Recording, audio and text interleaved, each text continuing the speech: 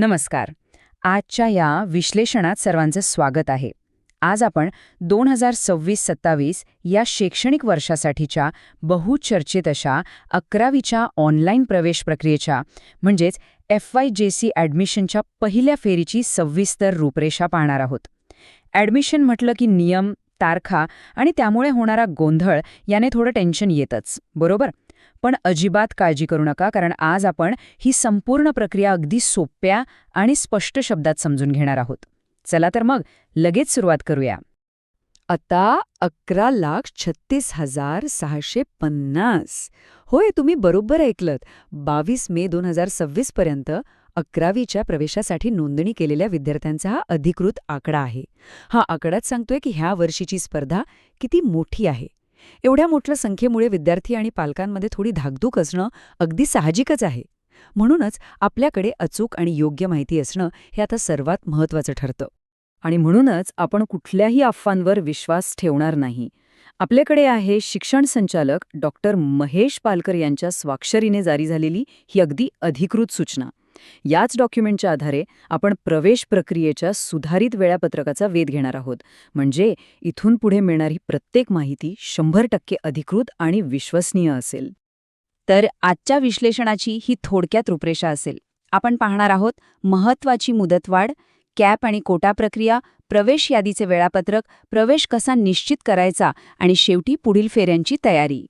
पहिला टप्पा, महत्त्वाची मुदतवाढ.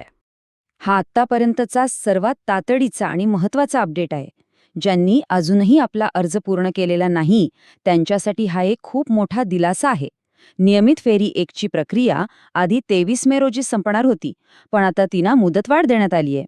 आता नवीन डेडलाईन आहे 25 मे 2026 संध्याकाळी बरोबर 6 वाजेपर्यंत. बघा, ही मुदतवाढ म्हणजे अर्ज पूर्ण करून आपले पसंतीचे पर्याय किंवा प्रेफरन्सेस लॉक करण्याची एक सुवर्ण संधीच आहे. शेवटच्या क्षणाची अजिबात वाट पाहू नका, कारण 6 वाजेनंतर ही विंडो कायमची बंद होईल. दुसरा टप्पा, कॅप आणि कोटा प्रक्रिया. आता या अधिकृत वेळापत्रकात प्रवेशाचे प्रामुख्याने 2 ट्रॅक दिले आहेत. एकीकडे आहे आपली नेहमीची कॅप म्हणजे केंद्रीय प्रवेश प्रक्रिया, जिथे विद्यार्थी आपल्या पसंतीनुसार 1 ते 10 महाविद्यालयांची निवड करतात आणि मेरिटनुसार त्यांना जागा मिळते. दुसरीकडे आहे कोटा प्रवेश. यात इन हाऊस, मॅनेजमेंट आणि मायनॉरिटी किंवा अल्पसंख्याक कोट्याचा समावेश असतो. तुम्हाला जर कोट्यातून ॲडमिशन घ्यायचं असेल तर तसा पर्याय निवडून फॉर्म लॉक करणं मस्ट आहे.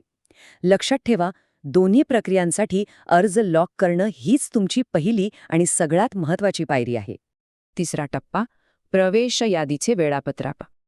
एकदा का तुम्ही तुमचे पर्याय लॉक केले आणि 25 मे रोजी संध्याकाळी 6 वाजता ॲप्लिकेशन विंडो बंद झाली की त्यानंतर नेमकं काय होतं? तर इथून सुरू होतो खऱ्या अर्थाने काउंटडाऊन. 26 ते 28 मे या 3 दिवसात सिस्टीम आणि प्रशासनाकडून तुमच्या डेटावर प्रक्रिया करून जागा वाटप किंवा अलॉटमेंट ठरवली जाते. आणि मग येतो तो महत्त्वाचा दिवस, 29 मे. 29 तारखेला सकाळी बरोबर 11 वाजता कॅप आणि कोटा या दोन्हीच्या मेरिट लिस्ट आणि सिलेक्शन लिस्ट पोर्टलवर झळकतील. इथे एक अतिशय महत्त्वाची गोष्ट लक्षात घ्यायची आहे.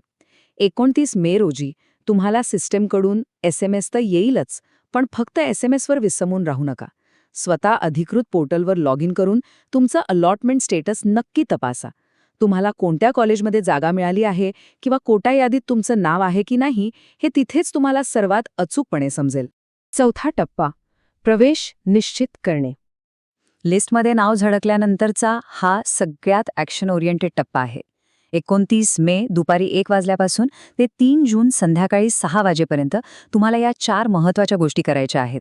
सगळ्यात आधी पोर्टलवर जाऊन प्रोसीड फॉर ॲडमिशनवर क्लिक करायचं.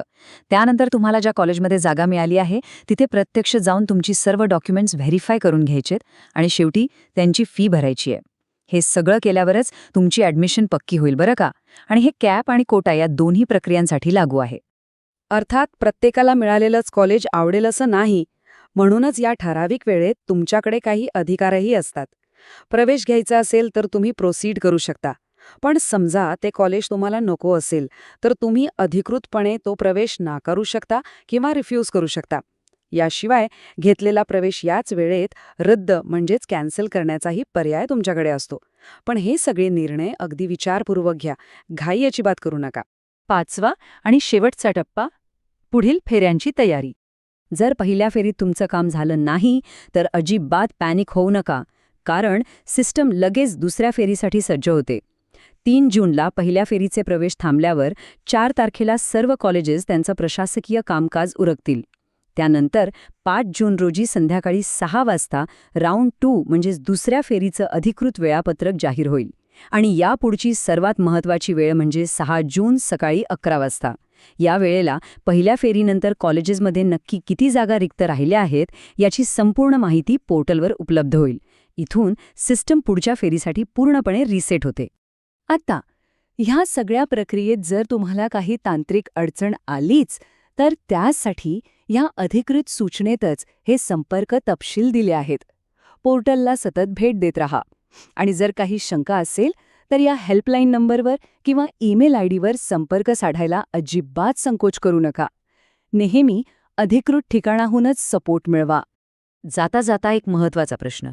6 जूनला जेव्हा दुसऱ्या फेरीसाठीच्या रिक्त जागांचा आकडा समोर येईल तेव्हा परिस्थितीनुसार लगेच निर्णय घेऊन आपल्या पसंतीच्या महाविद्यालयांचा क्रम किंवा प्रेफरन्सेस बदलण्यासाठी तुम्ही तयार आहात का? कारण ॲडमिशनचा हा प्रवास म्हणजे फक्त फॉर्म भरणं नाहीये, तर योग्य वेळी अचूक रणनीती वापरणं आहे. त्यामुळे नेहमी अपडेटेड रहा आणि पुढच्या वाटचालीसाठी सज्ज रहा.